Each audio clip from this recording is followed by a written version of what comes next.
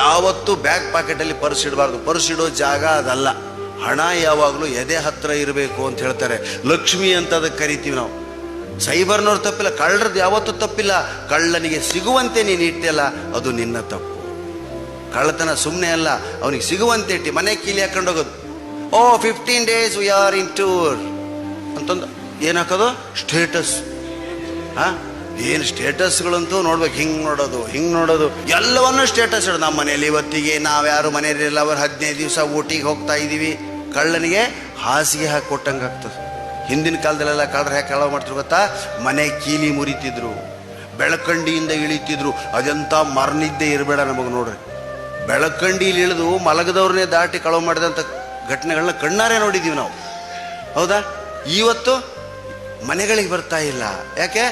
1:30-2 ಗಂಟೆವರೆಗೆ ಎಲ್ಲರೂ ಎದ್ದಿರ್ತೀವಿ. ಟಿಂಗ್ ಟಿಂಗ್ ಟಿಂಗ್ ಟಿಂಗ್ ಟಿಂಗ್ ಟಿಂಗ್ ಎಲ್ಲ ಲೈಟ್ಗಳು. ಯಾವ ಲೈಟು ಆರಲ್ಲ. ಹೊರಗಡೆ ನಾಯಿ ಒಂದೇ ಮಲಗಿರ್ತದೆ.